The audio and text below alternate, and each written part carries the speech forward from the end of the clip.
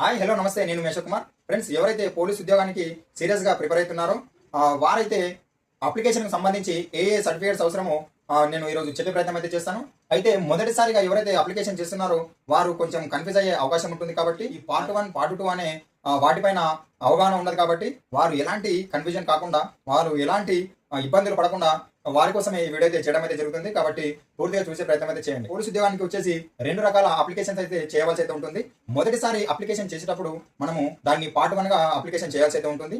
ఈ part 1 application లో వచ్చేసి మనకు జనరల్ డీటెయిల్స్ అన్నమాట. మొదటిగా మొబైల్ నంబర్, యూజర్ ఐడి తోనైతే పార్ట్ 1 అప్లికేషన్ అయితే పార్ట్ 1 ప్రక్రియ అయితే ప్రారంభమవుతుంది. ఈ మొబైల్ నంబర్, యూజర్ ఐడి అనేది చాలా ఇంపార్టెంట్. కాబట్టి పర్మనెంట్ మొబైల్ నంబర్ ఇవ్వండి. ఇప్పుడు ఇచ్చిన మొబైల్ నంబర్ చివరి వరకు మీకు ప్రతిదీ కూడా ఓటీపీలు, అదేవిధంగా మీకు ఏదైనా కూడా ఇంటిమేషన్ వచ్చే అవకాశం ఉంటుంది. కాబట్టి పర్మనెంట్ మొబైల్ నంబర్ ఇవ్వండి. తర్వాత ఎలాంటి ఇబ్బందులు పడకుండా పర్మనెంట్ మొబైల్ నంబర్ ఇచ్చేటట్లు చూసుకోండి. ఆ తర్వాత వచ్చేసి సెలెక్ట్ పోస్ట్ అనేది అయితే ఉంటుందన్నమాట. ఏ పోస్టుకు సెలెక్ట్ చేసుకుంటున్నావో వాటికి నువ్వు టిక్కులు పెట్టవలసి అయితే ఉంటుంది. దీని తర్వాత వచ్చేసి ఫీజు అయితే చెల్లించవలసి అయితే ఉంటుంది. ఫీజు మనం వచ్చేసి గూగుల్ పే, ఫోన్ పే ద్వారా కూడా మనము ఫీజు కట్టే వెసులుబాటు కూడా ఇవ్వడం జరిగింది. కాబట్టి ఈ విధంగా ఫీజు కట్టిన వెంటనే మనకైతే ఫోటో మరియు సిగ్నేచర్ అయితే అడగడం అయితే జరుగుతుంది. ఎప్పటి మాదిరిగా కాకుండా ఈసారి ఒకే బాక్స్ లో ఫోటో మరియు సిగ్నేచర్ అడగడం అయితే జరుగుతుంది. ఒకసారి సబ్మిట్ కొడితే మళ్ళీ ఎలాంటి ఎడిటింగ్ చేయడానికి అవకాశం ఉండదు. కాబట్టి సిగ్నేచర్ ఫోటో పెట్టిన తర్వాత ఎవరైతే సిగ్నేచర్ మర్చిపోతారో వారి అప్లికేషన్ అనేది రిజెక్ట్ కావడం అయితే జరుగుతుంది. కాబట్టి ఎలాంటి పొరపాటు చేయకుండా నెమ్మదిగా మీ యొక్క అప్లికేషన్ పార్ట్ 1 అనేది అప్లికేషన్ కొనసాగించండి.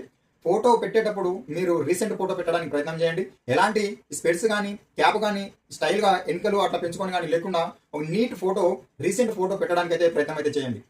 ఈ విధంగా అప్లికేషన్ ప్రాసెస్ అయిపోయిన తర్వాత ఒకసారి మొత్తము సరి చూసుకొని అక్కడ సబ్మిట్ అప్లికేషన్ అనే ఆప్షన్ అయితే ఉంటుంది.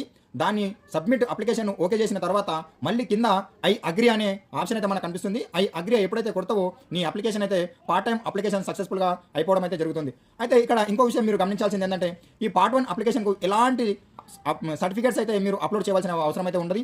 ఎవరైతే ప్రిలిమ్స్ క్వాలిఫై అవుతారో వారికి నెక్స్ట్ స్టెప్ వచ్చేసి పార్ట్ 2 అనేది ఉంటుందన్నమాట. ఆ పార్ట్ 2లో మాత్రమే ఇప్పుడు మనం చూస్తున్న నోటిఫికేషన్లో ఇచ్చిన సర్టిఫికేట్స్ అన్ని పార్ట్ 2 సమయంలో మీరైతే అప్లోడ్ చేయవలసి అయితే ఉంటుంది. ఎస్సీ సర్టిఫికేట్ కానీ, ఎస్టీ సర్టిఫికేట్ కానీ, బీసీ వాళ్ళకు నాన్ క్రిమినల్ సర్టిఫికేట్ కానీ, ఈడబ్ల్యూఎస్ వాళ్ళకు ఈడబ్ల్యూఎస్ సర్టిఫికేట్ కానీ, ఇవన్నీ కూడా కొత్తవి తీసినవి ఉండాలి.